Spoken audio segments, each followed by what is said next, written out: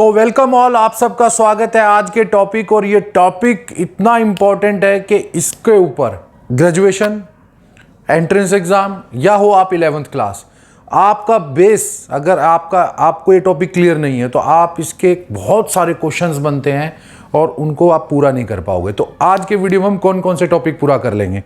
मौलिक अधिकार और नीति निर्देशक सिद्धांतों में अंतर, जो सबसे ज्यादा पूछा जाता है, चाहे आप ग्रेजुएशन के हो। मैं इस लेवल तक इतना डीपली आपको करा दूंगा कि आपको कोई प्रॉब्लम नहीं आएगी।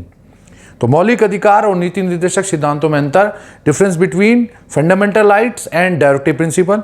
मौलिक अधिकार और नीति निर्देशक सिद्धांतों में संबंध, relation between fundamental rights and directive principle.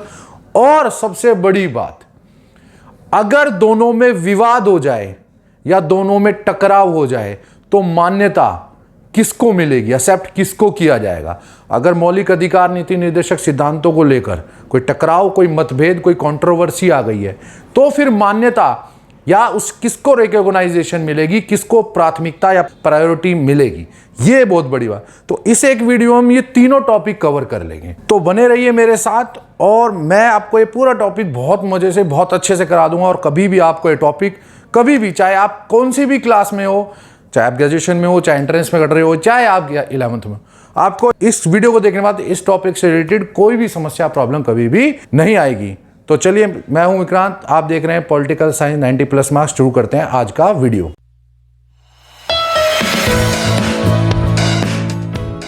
तो स्टार्ट करते हैं मौलिक अधिकार और नीति निर्देशक सिद्धांतों में अंतर। अब पहली बात कि बोर्ड में जगह कम थी तो मैंने इंग्लिश में नहीं लिखा है कि difference between fundamental rights and directive principles, तो ये लिखा नहीं है, लेकिन इसका मतलब यही है। ये आराम से समझ में पहले आ गया। अब दूसरी बात, आप ये भी पूछ सकते हो कि भाई पहले तो बोला था मौलिक अधिकार और नीति निर्देशक सिद्धांतों में संबंध बताना है, रिलेशन भी बताना है। क्वेश्चन आ जाता है बहुत, मैं जानता हूं, और ये जेन्युइन टॉपिक है।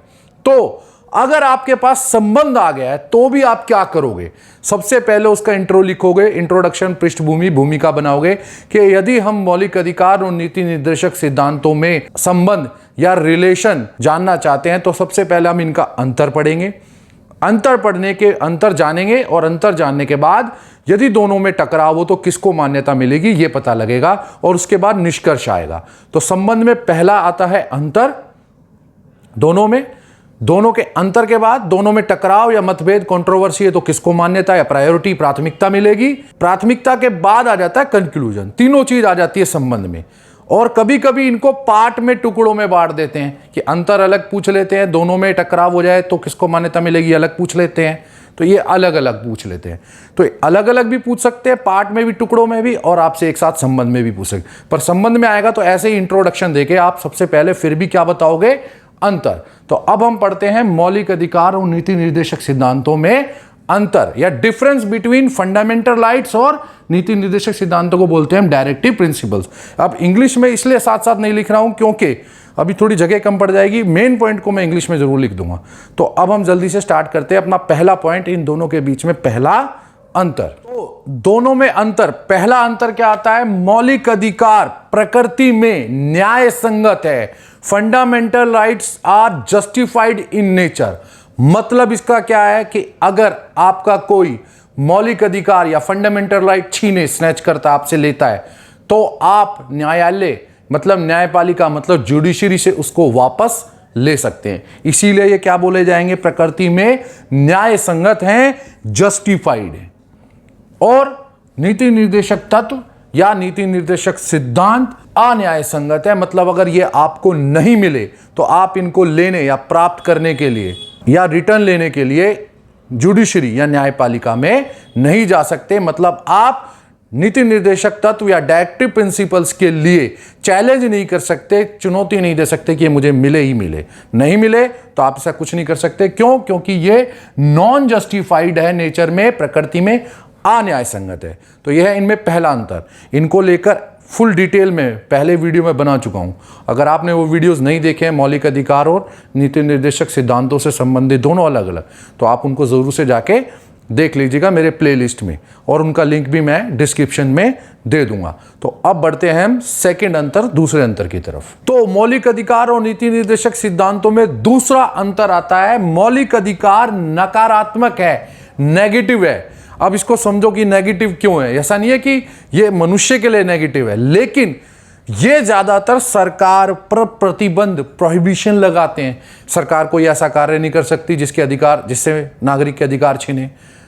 अगर अधिकार छीनेगी तो न्यायपालिका से वापस ले लेंगे। तो मौलिक अधिकार नकारात्मक इसलिए है क्योंकि ये सरकार पर सिर्फ प्रतिबंध, प्रोहिबिशन या बैन या उसको करने से रोकते हैं। सरकार कोई ऐसा कार्य नहीं कर सकती जो मौलिक अधिकारों की अवहेलना करता हो, उसके खिलाफ जाता हो, उसके अगेंस्ट जाता हो।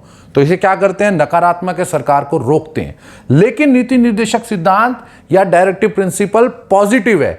क्यों? क्योंकि ये सरकार को रोकते नहीं है, बल्कि सरकार को कार्य करने के लिए निर्देश या डायरेक्शंस देते हैं कि सरकार कौन कौन से आवश्यक कार्य करेगी।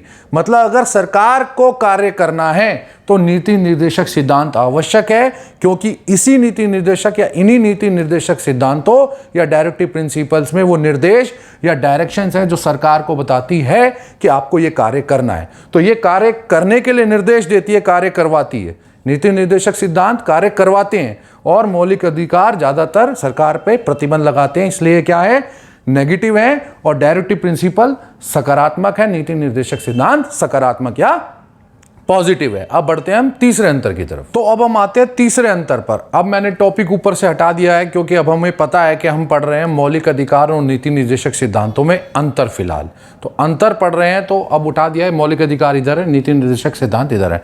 थोड़ी जगह का प्रॉब्लम था। लेकिन अब तीसरा अंतर आता है मौलिक अधिकार। मौलिक अधिकार केवल राजनीतिक और नागरिक लोकतंत्र की स्थापना करते हैं। Establish only political and civil democracy. अब आप देखो, राजनीतिक अधिकार, वोट देने का अधिकार मिल गया, सिविल अधिकार, बोलने का अधिकार मिल गया, लेकिन कहीं आपको रोजगार का अधिकार मिला? नहीं मिला। बोलने का अधिकार मिल गया लेकिन रोजगार का नहीं मिला। कहीं आपको अस्पताल में इलाज का अधिकार मिला? नहीं मिला। लेकिन आपको कहीं भी घूमने का अधिकार मिला।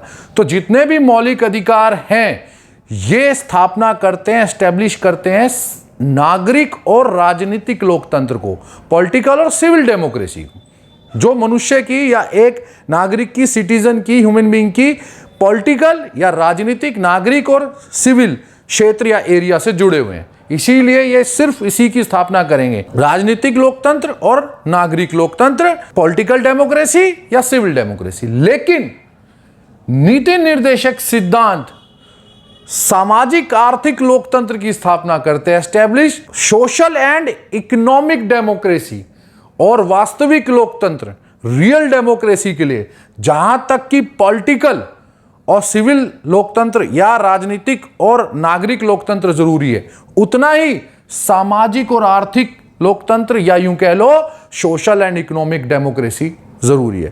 तो जहां एक तरफ मौलिक अधिकार राजनीतिक नागरिक, वहीं नीति निर्देशक सिद्धांत डायरेक्टिव प्रिंसिपल्स के सामाजिक आर्थिक लोकतंत्र, काम पाने का अधिकार, समान कार्य के लिए समान वेतन, प्रसूति गृह, अस्पताल में इलाज या अस्पतालों की व्यवस्था, प्रसूति गृह, मैटरनिटी सेंटर्स के लिए व्यवस्था, सिस्टम बनाना। तो ये सारी कैसी चीजें है, सामाजिक आर्थिक नीड्स, हमारी सामाजिक आर्थिक आवश्यकताएं, उसको पूरा करते हैं। और ये राजनीतिक नागरिक, तो ये अलग अलग है। ठीक है, तो दोनों में अंतर भी हो गया, लेकिन वास्तविक लोकतंत्र के लिए दोनों ही चाहिए, क्योंकि इससे भी लोकतंत्र अधूरा रह जाएगा, इससे भी। दोनों मिलकर ही रियल डेमोक्रेसी, वास्तविक लोकतंत्र की स्थापना करते हैं। अब बढ़ते हैं हम चौथे अंतर की तरफ। तो मौलिक अधिकार और नीति निर्देशक सिद्धांतों में चौथा अंतर आता है कि मौलिक अधिकारों का क्षेत्र, एरिया संकुचित है, नैरो है। अब संकुचित नैरो का मतलब ये नहीं है कि ये गलत है। संकुचित नैरो का मतलब ये है कि इसका संबंध केवल राष्ट्र के अंतर्गत सीमित है, लिमिटेड है। मतलब ये केवल एक भारत के नागरिक के लिए, केवल भारत के नागरिक के लिए भारत में लागू है। Only Indian citizen and only in India, केवल इंडिया में। आप ये नहीं कह सकते कि मेरे को मौलिक अधिकार है ये वाला और अपना आर्टिकल 15 का हवाला देके अमेरिका में जाओगे। क्यों? क्योंकि वहां आपका मौलिक अधिकार नहीं है। भारत के संविधान में भारत के नागरिक को दिए, जो भारत या इंडिया तक सीमित हैं, लिमिटेड है। लेकिन नीति निर्देशक सिद्धांतों का क्षेत्र या एरिया व्यापक, ब्रॉड या कॉम्प्रिहेंसिव है। अब वो कैसे है? क्योंकि ये अंतरराष्ट्रीय क्षेत्र, इंटरनेशनल एरिया से भी संबंधित या रिलेटेड है। इसका उदाहरण भी है अनुच्छेद 51 या आर्टिकल 51 में जो नीति निर्देशक सिद्धांत, डायरेक्टिव प्रिंसिपल सरकार को दिए गए हैं, वो चारों किससे संबंधित है? सरकार या राज्य ऐसा प्रयास करेगा, भारत की सरकार या भारत का राज्य ऐसा प्रयास करेगा जो अंतरराष्ट्रीय क्षेत्रों से संबंधित है। अगर आपने वो मेरा नीति निर्देशक सिद्धांतों वाला वीडियो नहीं देखा है तो लिंक मैं आई बटन में छोड़ रहा हूं, जरूर से देखना। तो ये क्या बताएगा कि इसका क्षेत्र, ये जो नीति निर्देशक सिद्धांतों में क्षेत्र, इसका दायरा बहुत बड़ा क्यों हो जाता है? क्योंकि सरकार को निर्देश, डायरेक्शन देश के बाहर जाने के कार्य के लिए भी है कि बाहर कैसा कार्य करेगी, पूरे विश्व के लिए क्या कार्य करेगी, लेकिन यहां केवल उसको देश तक सीमित है, लिमिटेड है। तो ये दोनों में हो गया चौथा अंतर। इसका क्षेत्र संकुचित है, उसका व्यापक है, ब्रॉड है, कॉम्प्रिहेंसिव है। अब चलते हैं नेक्स्ट पॉइंट की तरफ। तो दोनों में अंतर, मौलिक अधिकार, नीति निर्देशक सिद्धांत में पांचवा पॉइंट, फिफ्थ पॉइंट आता है मौलिक अधिकार। यहां इनका मतलब है मौलिक अधिकारों का आधार, बेस कानूनी है, लीगल है। मतलब ये कानूनी रूप से वैध या लीगल है और कानून द्वारा सुरक्षित या संरक्षित। यहां संरक्षित का मतलब सुरक्षित ही है कि कानून इनको सेफ्टी या सुरक्षा प्रदान करता है। और कैसी सुरक्षा? Protected by law. मौलिक अधिकार, फंडामेंटल राइट को कानून, हमारे देश का सबसे बड़ा कानून संविधान प्रोटेक्ट करता है, सुरक्षा देता है। यदि कोई छीने तो हम न्यायपालिका से वापस लेंगे। मतलब इसके पीछे कानून की शक्ति है, कानूनी रूप से बेस, इसका आधार लीगल है, कानूनी है। पूरी कानून की शक्ति इसको बचाती है, सुरक्षा देती है, सेफ्टी देती है। तो इसीलिए इसको क्या बोला जाएगा? मौलिक अधिकारों का आधार, बेस कानूनी है, लीगल है, पूरा लिखित है। अगर कोई भी बात होगी तो हम कानून में जाएंगे, कानून हमें वापस देगा या जुडिशरी वापस देगी। तो सुरक्षा कानूनन मिली हुई है, लीगल मिली हुई है, लिखित मिली हुई है। अब इनका कानूनी आधार कोई नहीं है, लीगल बेस नहीं है। अगर आपको नहीं मिलते तो आप न्यायपालिका से वापस नहीं ले सकते। ये केवल नैतिक और राजनीतिक, मोरली और पॉलिटिकली रिकॉग्नाइज या मान्य है कि भाई नैतिक दृष्टि से ये काम करने चाहिए, मोरली सरकार को ये काम करने चाहिए, और राजनीतिक रूप से मान्य है, पॉलिटिकली रिकॉग्नाइज है, भाई सरकार ये कार्य करेगी। लेकिन इनके पीछे कोई भी लीगल या कानूनी शक्ति नहीं है। These are not protected by law. नीति निर्देशक सिद्धांतों का कोई कानूनी आधार या लीगल बेस नहीं है, इनको कानून सुरक्षा प्रदान नहीं करता। ये तो बस मॉरली और पॉलिटिकली मान्य है, रिकॉग्नाइज है, राजनीतिक रूप से, नैतिक रूप से माने जाते हैं। तो ये है इनमें पांचवा अंतर। अब बढ़ते हैं छठे की तरफ। तो मौलिक अधिकार और नीति निर्देशक सिद्धांतों में छठा अंतर, सिक्स्थ डिफरेंस आता है। मौलिक अधिकार यह मतलब व्यक्ति के, पर्सन के लिए है। मौलिक अधिकारों का संबंध, रिलेशन डायरेक्ट व्यक्ति, नागरिक से है, पर्सन के लिए है। ये एक व्यक्ति के लिए है और व्यक्ति के विकास, डेवलपमेंट पर ही अपना ध्यान या फोकस करते हैं। मौलिक अधिकारों का कोई संबंध नहीं है सोसाइटी को कितना मिलेगा, समाज का क्या कल्याण होगा। उनका सीधा मकसद है एक व्यक्ति, एक नागरिक का विकास, उसकी डेवलपमेंट पूरा हो। और मौलिक अधिकार सभी व्यक्तियों को या सभी नागरिकों को मिलते हैं, लेकिन ये केवल व्यक्ति या नागरिक पर ध्यान देते हैं, बस नागरिक पर और नागरिक के विकास पर, व्यक्ति पर, व्यक्ति के विकास पर।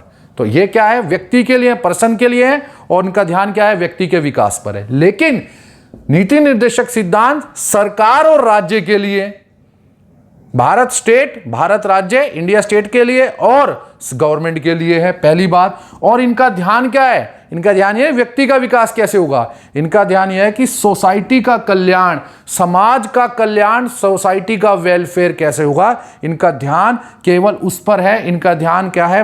प्रोत्साहन करना, एनकरेज करना, किसको? सामाजिक कल्याण, सोशल वेलफेयर पर ध्यान देना है। तो जहां ये व्यक्ति के विकास की ओर ध्यान देते हैं मौलिक अधिकार, नीति निर्देशक सिद्धांत सोसाइटी के कल्याण या वेलफेयर या सामाजिक कल्याण को एनकरेज या प्रोत्साहन देते हैं। तो दोनों में अंतर साफ हो गया, व्यक्ति के लिए, सरकार राज्य के लिए। व्यक्ति के विकास पर, सामाजिक कल्याण पर ध्यान देते हैं या प्रोत्साहन देते हैं। तो यह इनका छठा अंतर। अब हम बढ़ते हैं सातवें की तरफ। तो अब हम आते हैं दोनों में सातवां अंतर, 7 डिफरेंस क्या है। मौलिक अधिकार संविधान, कॉन्स्टिट्यूशन के भाग 3 पार्ट 3 में वर्णित है, डिस्क्राइब किया गया है। इनका डिस्क्रिप्शन किसमें मिलता है? संविधान या कॉन्स्टिट्यूशन के भाग 3 या पार्ट 3 में। और अनुच्छेद आर्टिकल 12 से 35 में देखने को मिलते हैं, 12 to 35 में है। तो ये भाग 3 में मौलिक अधिकार, भाग 3 अनुच्छेद 12 से 35 में है। और नीति निर्देशक सिद्धांत या डायरेक्टिव प्रिंसिपल संविधान के भाग या पार्ट 4 या 4 में है, और अनुच्छेद 36 से 51 में देखने को मिलते हैं, 36 to 51 में इनको डिस्क्राइब या डिस्क्रिप्शन किया गया है। तो साफ साफ है, दोनों में भाग भी अलग अलग है और इनके अनुच्छेद भी अलग अलग है। तो ये हो जाता है इनका 7वां या 7th अंतर। अब हम बढ़ते हैं नेक्स्ट अंतर की तरफ। तो 8वां अंतर आता है, मौलिक अधिकार सीमित हैं, लिमिटेड है। क्यों? क्योंकि इनके ऊपर प्रतिबंध या बैन लगाया जा सकता है। आपने जितने भी मौलिक अधिकार पढ़े, और आपने वो वीडियो नहीं देखो तो देख लेना, स्वतंत्रता का अधिकार, समानता का अधिकार, हर अधिकार के कुछ अपवाद हैं और कुछ परिस्थितियों या कंडीशंस पे उनके ऊपर बैन लगे हुए हैं, प्रतिबंध लगे हुए हैं। तो मौलिक अधिकार सीमित है, असीमित नहीं है, लिमिटेड है, अनलिमिटेड नहीं है, और इनके ऊपर प्रतिबंध या बैन लगाया जा सकता है, और वो परिस्थितियां, कंडीशंस भी लिखी हुई हैं। तो ये असीमित नहीं है, सीमित है। लेकिन नीति निर्देशक सिद्धांत असीमित है, अनलिमिटेड है, इनके ऊपर कोई बैन, प्रतिबंध नहीं लगाया जा सकता है। तो ये क्लियर अंतर है। मौलिक अधिकारों के बहुत सारे अधिकार है, लेकिन हर अधिकार पर कुछ ना कुछ बैन या प्रतिबंध लगे हुए हैं। लेकिन किसी भी नीति निर्देशक सिद्धांत पे कोई बैन या प्रतिबंध नहीं लगा हुआ। तो ये क्लियर अंतर दिखाता है। तो ये बहुत इंपॉर्टेंट अंतर है, इसको भी याद रखना। अब हम बढ़ते हैं नेक्स्ट अंतर की तरफ। तो मौलिक अधिकार और नीति निर्देशक सिद्धांतों में 9वां या 9th अंतर आता है कि मौलिक अधिकारों को आपातकाल कौन सा? राष्ट्रीय आपात, नेशनल इमरजेंसी में सस्पेंड या निलंबित किया जा सकता है। केवल 2 अधिकार, इसके बारे में भी मैं मौलिक अधिकारों के जब वीडियो बनाई है उनमें बता चुका हूं, वो नहीं देखे हैं तो देख लेना, उनका लिंक मैं डिस्क्रिप्शन में छोड़ रहा हूं। तो मौलिक अधिकार, यदि देश में आपातकाल, राष्ट्रीय आपात, नेशनल इमरजेंसी लग जाए तो उनको सस्पेंड या निलंबित कर दिया जाता है, वो आपको फिर नहीं मिलते। या अगर आपसे मौलिक अधिकार राष्ट्रीय आपात में छीन ले जाते हैं तो आप न्यायपालिका या जुडिशरी से जाकर वापस नहीं ले सकते। केवल 2 अधिकार रह जाते हैं, 20-21, और उसमें भी पहले बताया कि 21, उसके अलावा तो सारे लगभग खत्म हो जाते हैं। लेकिन नीति निर्देशक सिद्धांतों को किसी भी परिस्थिति या किन्हीं भी हालातों में, किन्हीं भी कंडीशंस, सर्कमस्टांसेस में निलंबित या सस्पेंड नहीं किया जा सकता। तो ये हो गया इनका 9वां अंतर, और ये बहुत इंपॉर्टेंट है। हालांकि अगर आप मेरे ग्रेजुएशन के स्टूडेंट हैं या कहीं और ज़्यादा डिटेल में चाह रहे हो 1-2 पॉइंट और, तो मेरे पास और पॉइंट भी है, लेकिन ये वीडियो ना बड़ी हो जाए इसलिए मैं उनको 1-2 को छोड़ रहा हूँ। तो आप मुझसे कमेंट में पूछ लेना, मैं और 1-2 पॉइंट प्रोवाइड करा दूंगा, ताकि आपके 20 नंबर तक के एक क्वेश्चन के लिए बहुत बढ़िया एक आंसर बन जाए। अब हम बढ़ते हैं इसी टॉपिक में आगे। यदि दोनों में, नीति निर्देशक सिद्धांत और मौलिक अधिकारों में टकराव, मतभेद, कंट्रोवर्सी हो जाए, डिस्प्यूट हो जाए, तो किसको मान्यता या रिकॉग्नाइजेशन या प्रायोरिटी या प्राथमिकता मिलेगी? तो हम उसकी तरफ बढ़ते हैं। तो अब हम करते हैं, देखो मैंने पहले ही बताया था, यदि केवल मौलिक अधिकार और नीति निर्देशक सिद्धांतों में अंतर आए तो आपको अंतर लिखने, और जितने अंतर पूछे जाएं उतने लिखने हैं। जैसे आप 11th में हो तो 2 अंतर पूछे तो 2 बताओ, 4 पूछे 4 बताओ, 6 पूछे 6 बताओ। ग्रेजुएशन में हो या और कोई एंट्रेंस में और कोई ज़्यादा अंतर पूछता है कि 9 बताओ, 8 बताओ, तो आपको बता दिए। लेकिन कई बार पूछ लेता है मौलिक अधिकार और नीति निर्देशक सिद्धांतों में संबंध में आपको पहले अंतर बताना है, इंट्रोडक्शन देने के बाद अंतर के बाद आप ये बताओगे कि यदि मौलिक अधिकार और नीति निर्देशक सिद्धांतों में टकराव, कोलिजन की स्थिति आ जाए तो प्राथमिकता या प्रायोरिटी किसको मिलेगी। अब इसके लिए कोई एक संविधान में नियम नहीं है, इसके लिए आपके सामने प्रमाण है या जो प्रूफ है वो है उच्चतम न्यायालय, सुप्रीम कोर्ट के द्वारा समय समय पर दिए गए, टाइम टू टाइम दिए गए निर्णय या डिसीजन। तो आपको अलग अलग मुकदमों का उदाहरण देना है और बताना है कि कब कब किस किस चीज को प्राथमिकता दी गई, मौलिक अधिकार को कब दी गई, नीति निर्देशक सिद्धांतों को कब दी गई, और फिर कंक्लूजन या निष्कर्ष बताना है। तो पहला मुकदमा आता है शंकरी प्रसाद मुकदमा। यह मुकदमा 1951 में हुआ। यह हुआ शंकरी प्रसाद व्यक्ति और उसके सामने जो दूसरी पार्टी थी, जैसे जिसके 2 पार्टियों में केस होता है, तो उसके खिलाफ भारतीय सरकार के ऊपर मुकदमा डाला गया। मौलिक अधिकारों में संशोधन का प्रश्न देखो, मौलिक अधिकार सबको पता है कि हम अगर कोई छीने तो वापस ले सकते हैं, लेकिन अगर मौलिक अधिकारों में कोई संशोधन कर दे, अमेंडमेंट कर दे, क्योंकि अमेंडमेंट का जो आर्टिकल है कि किस अनुच्छेद के तहत या आर्टिकल के तहत संशोधन हो सकता है, वो है 368 इसके बारे में आगे डिटेल में हम आएगा आपके पास, तब पढ़ेंगे। लेकिन क्या 368 या 368 या संशोधन की जो प्रोसेस है, प्रक्रिया है, एक्टिविटी है, उससे क्या आप मौलिक अधिकारों में भी संशोधन या अमेंडमेंट कर सकते हैं? इसीलिए ये केस लगाया गया। तो और कौन से केस पर इस पे एक्टिव किया गया? प्रथम संशोधन जो फर्स्ट अमेंडमेंट हुआ था 1951 में, उसको चुनौती दी गई कि भाग 3 में वर्णित मौलिक अधिकारों का हनन करता है, उसे छीनता है, उसके अगेंस्ट है। इसीलिए पहला संशोधन 1951 का यह फर्स्ट अमेंडमेंट अवैध है, इलीगल है। फिर आता है सर्वोच्च न्यायालय ने इस अपील को रद्द कर दिया और कहा कि 368 आर्टिकल के तहत संसद को पूरे संविधान में, होल कॉन्स्टिट्यूशन में कहीं भी, मतलब कहीं भी किसी भी आर्टिकल में संशोधन करने का अधिकार है और मौलिक अधिकार भी उसी में सम्मिलित है। तो संसद चाहे तो उसमें संशोधन कर सकती है। अब आते हैं दूसरे मुकदमे पर, चंपाकम दोराई राजन मुकदमा। ये भी 1951 में हुआ। ये श्रीमती, याद रखना ये साउथ इंडियन केस है तो श्रीमती मत कर देना, श्रीमती चंपाकम और मद्रास राज्य के ऊपर उन्होंने केस किया था। ये भी मौलिक अधिकार और नीति निर्देशक सिद्धांतों के टकराव के संबंध में था। हालांकि इसमें निर्णय भी उच्चतम न्यायालय ने वही कहा कि नीति निर्देशक मूल सिद्धांत या मूल अधिकारों के पूरक हैं, कॉम्प्लीमेंट है, लेकिन अगर संसद चाहे तो संशोधन या अमेंडमेंट की प्रक्रिया या जो प्रोसेस है उससे मौलिक अधिकारों में संशोधन कर सकती है या किया जा सकता है। मतलब दोनों ही अपनी जगह महत्वपूर्ण है और दोनों एक दूसरे के पूरक हैं, मौलिक अधिकार, नीति निर्देशक सिद्धांत। और निश्चित रूप से मौलिक अधिकारों को लागू होना है जरूरी है, लेकिन अगर संसद चाहे तो इनमें संशोधन या अमेंडमेंट कर सकती है।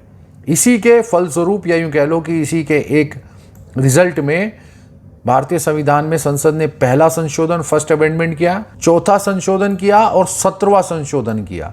क्योंकि ये जो सुप्रीम कोर्ट ने निर्णय दिया था, इसमें कहा गया था कि आप मौलिक अधिकारों में संशोधन कर सकते हैं और ये तीनों संशोधन मौलिक अधिकारों में संशोधन से ही संबंधित या रिलेटेड थे। तो पहला संशोधन, चौथा संशोधन और 17वां संशोधन संसद ने इन्हीं निर्णयों के आधार या बेस पे किया। तीसरा मुकदमा यह आता सज्जन सिंह मुकदमा 1964। इस मुकदमे में कुछ खास नहीं, आपको याद रखना है कि सज्जन सिंह मुकदमा, सज्जन सिंह व्यक्ति थे और उन्होंने किस पे केस डाला? राजस्थान सरकार पे, ठीक है, 1964 में। इस मुकदमे में भी 17वां संशोधन जो मैंने अभी पिछले बताया था उसको चुनौती दी गई, लेकिन सुप्रीम कोर्ट, सर्वोच्च न्यायालय ने वही निर्णय दिया कि अनुच्छेद 368 के तहत संसद को अधिकार है कि वो मौलिक अधिकारों में कहीं भी संशोधन कर सकती है और किसी भी अनुच्छेद में कर सकती है और मौलिक अधिकार के अनुच्छेद भी संविधान में सम्मिलित है तो उसमें भी संशोधन किया जा सकता है। अब आता है सबसे इंपॉर्टेंट मुकदमा जिसने पूरा, मतलब कहते हैं ना कि अब तक के सारे निर्णयों के खिलाफ चला गया उसका निर्णय, वो है गोलकनाथ मुकदमा। ये मुकदमा बहुत इंपॉर्टेंट है, इसका वर्णन आप अपने आंसर में जरूर करेंगे। चाहे कोई ये पूछे प्राथमिकता किसे दी जाएगी, ये वाला अलग से क्वेश्चन आए, चाहे संबंध आए, दोनों में आप बताओगे।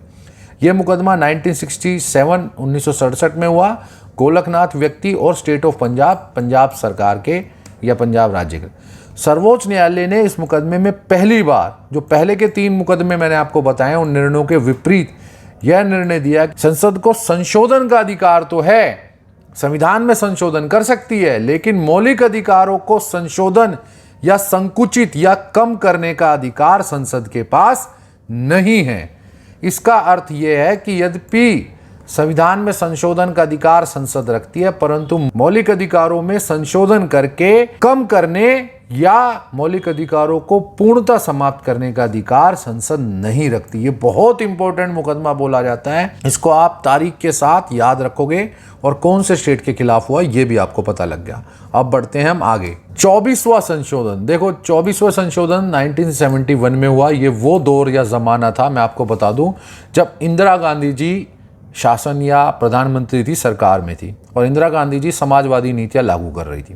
और दूसरी तरफ पहले सर्वोच्च न्यायालय ने निर्णय दिया था कि मौलिक अधिकारों में संशोधन नहीं हो सकता। इसीलिए इंदिरा गांधी ने समाजवादी नीतियों को लागू कर सके और मौलिक अधिकारों में काट छाट की जा सके, क्योंकि संपत्ति का अधिकार उस वक्त मौलिक अधिकार था, तो ये संशोधन किया। इसके तहत गोलकनाथ मुकदमे से जो कठिनाइयाँ प्रॉब्लम्स आ रही थी, संसद ने उसको दूर करने के लिए 24वां संशोधन किया। इसके तहत ये बात की गई या यूँ एक कानून बना दिया गया कि 368 जिसमें संविधान संशोधन की प्रक्रिया है। मैं पहले ही बता चुका हूँ 368 में संविधान संशोधन कैसे किया जाएगा, उसके क्या प्रक्रिया प्रोसेस है, ये है। इसमें पुराने शीर्षक जो टाइटल था ना, उस टाइटल को ही बदल दिया और उसके संविधान संशोधन की प्रक्रिया की जगह पर संविधान संशोधन करने की संसद की शक्ति और उसके लिए प्रक्रिया को पुनः निश्चित कर दिया गया और कई नई धाराओं को जोड़ दिया गया। मतलब 2 आर्टिकल इसमें जोड़े गए थे, खैर वो बहुत ज़्यादा बड़ा हो जाएगा वीडियो उनके बारे में। तो 2 नई धाराएं उपबंध जोड़ दिए गए और 24वें संशोधन से इस संशोधन प्रक्रिया को पूरी तरह बदल दिया गया। अब मतलब संसद चाहे तो संविधान में संशोधन भी कर सकती थी और संविधान में वर्णित मौलिक अधिकारों में भी संशोधन कर सकती थी। 24वें संविधान संशोधन अधिनियम एक्ट के तहत संसद के संविधान संशोधन करने के अधिकार को केवल वापस ही नहीं दिलाया, मतलब संविधान संशोधन का जो अधिकार छीन लिया गया था संसद, उसको वापस ही नहीं मिला केवल कि भाई ठीक है वो कर सकती है, बल्कि उसकी शक्ति, संविधान संशोधन करने की संसद की शक्ति और मौलिक अधिकारों में काट छांट करने की संसद की शक्ति को और विस्तृत या बड़ा भी कर दिया गया, ब्रॉड कर दिया गया। तो ये काफ़ी महत्वपूर्ण संशोधन बोला जाता है, इसीलिए मैं आपको ये बहुत इंपॉर्टेंट है ये कराया है। इसके बाद आता है छठा केस। इस केस को हमेशा याद रखना, गोलकनाथ के बाद ये सबसे इंपॉर्टेंट केस है। इसके ऊपर एंट्रेंस एग्जाम हो, ग्रेजुएशन हो, आप चाहे 11th हो, आपको जरूर पता होना चाहिए। ये बोला जाता है केशवानंद भारती मुकदमा, या यूं कह लो इसी निर्णय में सर्वोच्च न्यायालय या सुप्रीम कोर्ट ने मौलिक ढांचे का सिद्धांत दिया। अब ये मौलिक ढांचे का सिद्धांत क्या है मैं आपको बताऊंगा। केशवानंद भारती मुकदमा, ये केशवानंद भारती नाम के व्यक्ति ने स्टेट ऑफ केरला राज्य के खिलाफ डाला था 1973 में। इसी मुकदमे में सुप्रीम कोर्ट ने बेसिक स्ट्रक्चर ऑफ कॉन्स्टिट्यूशन या मौलिक ढांचे का सिद्धांत दिया। अब ये क्या कहता है, ये मुकदमे में जो निर्णय दिया वो बहुत महत्वपूर्ण है, इंपॉर्टेंट है। 24वें संशोधन को, जो अभी पहले पढ़ा था कि उससे संविधान संशोधन की संसद की शक्ति बहुत बढ़ गई थी, तो इस मुकदमे में उस संशोधन को या उस संशोधन अधिनियम एक्ट को सर्वोच्च न्यायालय सुप्रीम कोर्ट में चुनौती दी गई। केशवानंद भारती मुकदमे में सर्वोच्च न्यायालय ने एक बहुत बड़ा महत्वपूर्ण या इंपॉर्टेंट निर्णय या डिसीजन दिया। स्पष्ट कहा कि संसद को मौलिक अधिकारों में संशोधन या अमेंडमेंट करने का अधिकार या राइट तो है, और नीति निर्देशक सिद्धांतों को लागू या डायरेक्टिव प्रिंसिपल को इंप्लीमेंट करने के लिए संसद मौलिक अधिकारों में संशोधन भी कर सकती है, काट छांट भी कर सकती है, लेकिन संसद संविधान के मूल ढांचे को, संसद या पार्लियामेंट संविधान कॉन्स्टिट्यूशन के मूल ढांचे बेसिक स्ट्रक्चर को समाप्त या फिनिश नहीं कर सकती। अब ये बेसिक स्ट्रक्चर क्या है, आपके दिमाग में क्वेश्चन आ रहा होगा, तो मैं ये क्लियर कर दूं। सुप्रीम कोर्ट, सर्वोच्च न्यायालय ने बेसिक स्ट्रक्चर या मूल ढांचे को भी बताया कि हमारे संविधान का मूल ढांचा क्या है। मूल ढांचे का अर्थ, मीनिंग ऑफ बेसिक स्ट्रक्चर, संविधान की सर्वोच्चता, सुपरमेसी ऑफ कॉन्स्टिट्यूशन, वो कभी समाप्त नहीं होगी। शासन का जो हमारा रूल है, गणतंत्र, रिपब्लिक और जनतंत्र स्वरूप, डेमोक्रेटिक, लोकतंत्र और गणतंत्र को आप समाप्त नहीं कर सकते। और जिसको गणतंत्र का मतलब नहीं पता है वो मेरी संविधान की विशेषता वाली वीडियो को देख लो, जिसका लिंक मैं आई बटन में छोड़ रहा हूं, क्योंकि इसका मीनिंग बहुतों को नहीं पता होता। संविधान का धर्मनिरपेक्ष रूप, जो आपका सेक्युलर फेस है, आप उसको समाप्त या फिनिश नहीं कर सकते। ये एक इंपॉर्टेंट है। विधायिका, लेजिस्लेटिव, कार्यपालिका, एग्जीक्यूटिव, न्यायपालिका, जुडिशरी में जो शक्ति, पावर का सेपरेशन या पृथक्करण किया गया है, आप इसको खत्म या समाप्त नहीं कर सकते। संविधान का संघात्मक रूप, फेडरल फेस ऑफ, या यूं कह लो फेडरल कॉन्स्टिट्यूशन जो हमारा बना हुआ है, जिसमें केंद्र सरकार और राज्य सरकारों को शक्तियों का बंटवारा या डिस्ट्रीब्यूशन किया गया है, उसको आप समाप्त नहीं कर सकते। और क्या क्या आता है मूल ढांचे में, जितने भी प्रस्तावना में मैंने आपको आदर्श पहले वाला, आपने वो मेरा वीडियो नहीं देखा तो देख लेना, जिसमें संविधान की प्रस्तावनाओं में निहित आदर्श, मैंने संविधान के आदर्श बताए हैं, तो आप उन आदर्शों को समाप्त नहीं कर सकते। ये मूल ढांचा है, इस मूल ढांचे में संसद कोई परिवर्तन या संशोधन नहीं कर सकती। हाँ, इसके अलावा मौलिक अधिकारों में काट छांट या संशोधन कर सकती है। तो आपको अब मूल ढांचा या बेसिक स्ट्रक्चर का मतलब पता लग गया। कई बार यही पूछ लेते हैं कि केशवानंद भारती में जो मूल ढांचे को समाप्त ना करने की बात की गई है, उस मूल ढांचे से क्या मतलब है। तो प्रस्तावना में निहित आदर्श और ये मेन इंपॉर्टेंट बातें कही गई। मिनर्वा मिल्स मुकदमा।